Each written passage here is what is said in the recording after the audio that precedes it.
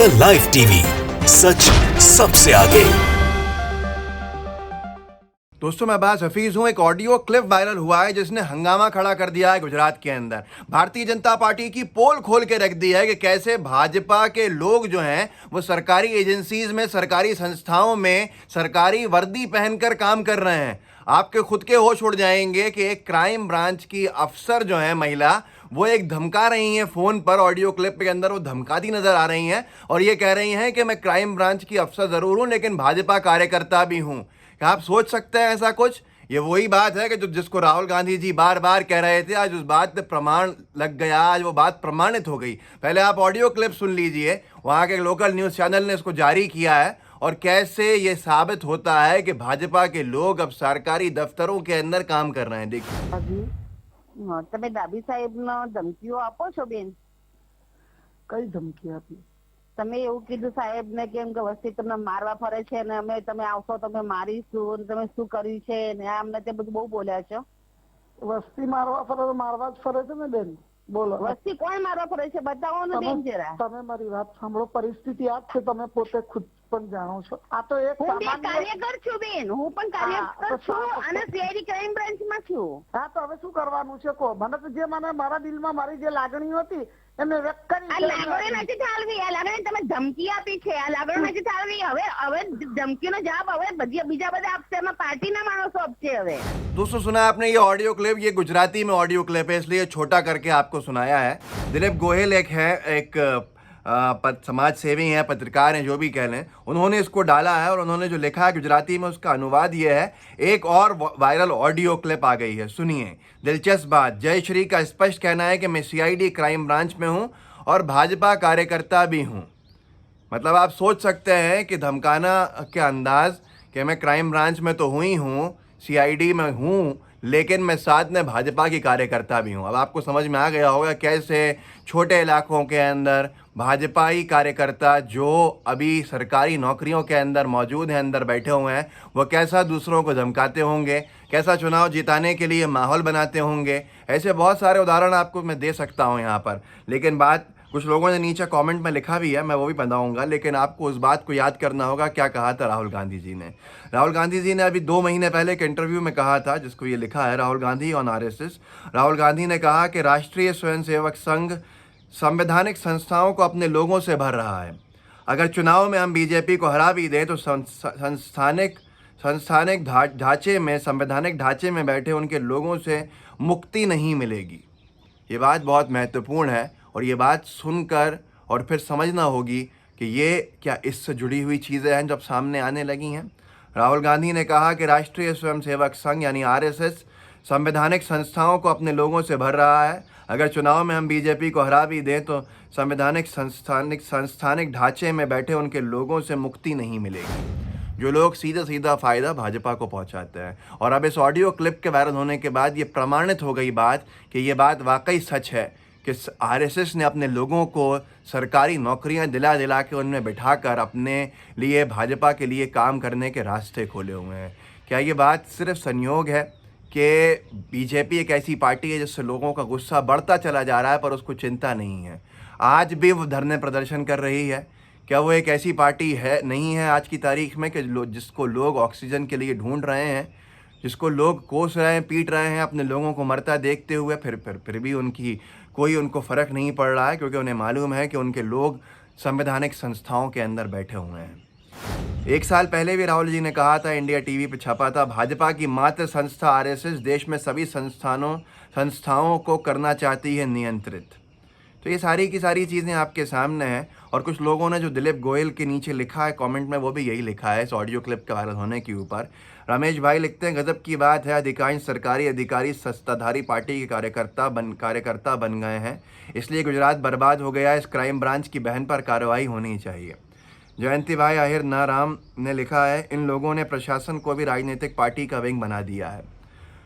नीलेश पाटिल लिखता है, साहब ये तो शुरुआत है, धीरे धीरे राजनीति कैसे गिरती है देखिए। भवेश पटेल ने लिखा, सत्ता का नशा बोलता है। इस सब के बाद आपको समझ में आ गया होगा कि एक आरएसएस कह लें या बीजेपी कार्यकर्ता कह लें, वो गर्व से कह रही है कि मैं सीआईडी के अधिकारी ज़रूर हूँ, क्राइम ब्रांच के अधिकारी ज़रूर हूँ, लेकिन मैं बीजेपी की कार्यकर्ता हूँ।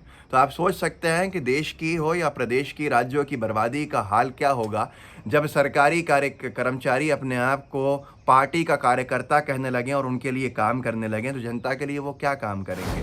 और इसकी मिसाल भी जगह जगह देखने को मिलती है। अभी कुछ दिन पहले ही, 2 दिन पहले की बात है कि एक चुनाव आयोग के वकील ने इस बात को कहकर इस्तीफ़ा दे दिया कि मैं कार्यशैली सही नहीं समझता चुनाव आयोग की। कितना करारा तमाचा है, आप कुछ समझ सकते हैं।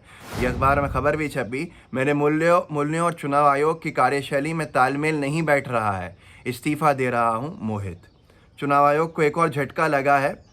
जो उनकी पैरवी कर रहे थे वकील मोहित, उन्होंने इस्तीफ़ा दे दिया ये कहते हुए कि यहाँ पर सही काम नहीं चल रहा है। तो आप सोच सकते हैं मद्रास हाईकोर्ट का वो तंज जो था कि चुनाव आयोग के ऊपर हत्या का मुकदमा चले, उन्होंने कैसे एक पॉलिटिकल पार्टी को इतनी बड़ी बड़ी रैलीज़ करने दी, इस पे उनको जवाब देना चाहिए। तो ये आपको समझ में आ गया होगा मोहित जी के इस्तीफ़े से कि उन्होंने ये कह के इस्तीफ़ा दिया, मेरे मूल्यों और चुनाव आयोग की कार्यशैली में तालमेल नहीं बैठ रहा है, इसलिए इस्तीफ़ा दे रहा हूँ। तो आप सोच सकते हैं कि संवैधानिक संस्थाओं के अंदर क्या वाकई में बीजेपी के कार्यकर्ता पूरी तरह से पसर गए हैं, पूरी तरह से उन्होंने पैर पसार लिए हैं, पूरी तरह से वो बीजेपी के लिए काम किया जा रहा है, इसलिए ही भारतीय जनता पार्टी चुनाव जीत रही है जनता के गुस्से के बावजूद भी।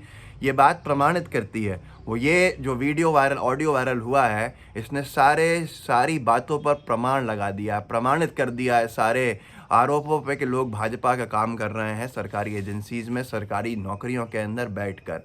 जिस तरह से ये ऑडियो वायरल हुआ, उस तरह से आपको कुछ समझ में आ गया होगा। जो जयश्री का कहना है, जो क्राइम ब्रांच की अफसर हैं, कि मैं भाजपा की कार्यकर्ता भी हूं, ये पूरे देश के अंदर शायद हाल है। और इस ऑडियो क्लिप ने हंगामा खड़ा कर दिया और उन सारी यादों को ताज़ा कर दिया कि जो पूर्व में पिछले इतिहास के अंदर हुआ। आपको याद होगा कि जनरल वीके सिंह, जो फ़ौज के सबसे बड़े अफसर रहे, सेनापति रहे भारत के, उन्होंने अपनी नौकरी के बाद भाजपा ज्वाइन करी, भाजपा से चुनाव लड़ा और भाजपा की सरकार के अंदर मंत्री भी बनाए गए।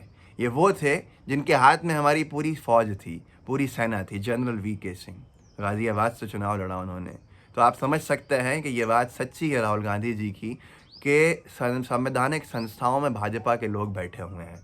किरण बेदी जी बड़ी सेलिब्रेटेड IPS अफसर थीं और निष्पक्षता के लिए जानी जाती थीं, पर उनका भी रूप जब सामने आया, जब उनका कार्यकाल ख़त्म हुआ, वो रिटायर हुई और उसके बाद उन्होंने भी बीजेपी ज्वाइन करी और मुख्यमंत्री पद के लिए चुनाव लड़ा। मुख्यमंत्री पद का चेहरा बन के उन्होंने चुनाव लड़ा और अब भी वो बीजेपी की तरफ से एक संवैधानिक संस्था पे बैठाई हुई थी, एक संवैधानिक पद पे बैठाई हुई थी। उनको हटा दिया गया जब उनका काम हो गया। जनरल वीके सिंह, किरण बेदी, इतने बड़े बड़े अफसरों को तो आप क्योंकि जानते हैं इसलिए पता चल गया। यानी कितने ऐसे अफसर हैं जो सरकारी नौकरी के अंदर होने के बाद रिटायर होकर और फिर बीजेपी ज्वाइन करके चुनाव लड़ चुके हैं। और अब तो जुडिशरी की तरफ भी इस तरह की चीज़ें देखने को मिल रही हैं कि कैसे 3 जजेस ने बीजेपी ज्वाइन करी है, एक खबर छपी थी अखबार के अंदर। तो ये सारी की सारी चीज़ें बता रही हैं कि भारतीय जनता पार्टी संवैधानिक ढांचे को बर्बाद करने के ऊपर उतारू है। अब उसके लोग इतने हिम्मत के साथ बढ़ गए हैं आगे कि वो फ़ोन के ऊपर क्राइम ब्रांच अफसर होते हुए धमका रही हैं और ये कह रही हैं विजयश्री जी कि मैं भाजपा की कार्यकर्ता भी हूँ, साथ के अंदर क्राइम ब्रांच की अफसर तो हूँ ही। तो आप क्या न्याय मांगेंगे? क्या आप उम्मीद करेंगे ऐसे लोगों से कि ये ऐसे लोग गिरफ्तार करेंगे बीजेपी के नेताओं को जो गलत काम करते हैं, या छोड़ देंगे उन लोगों को जो बीजेपी के ख़िलाफ़ हैं? इस ऑडियो क्लिप के वाले वीडियो को जिन्होंने जारी किया है उनका नाम है दिलीप गोहिल साहब ने बड़ी जिम्मेदारी के साथ इस ऑडियो को जारी किया है। उन्होंने पुष्टि करी है, वही जिम्मेदार भी हैं इन सारी चीज़ों के लिए। और आप आगे बढ़ा सकते हैं इस वीडियो को, और इस वीडियो को आगे बढ़ाकर बताइए कि कैसे बीजेपी के कार्यकर्ता सरकारी कर्मचारियों के भेष के अंदर सरकारी संस्थाओं में बैठे हुए हैं। तो क्या उम्मीद करते हैं लोकतंत्र के ज़िंदा रखने की ऐसे लोगों से?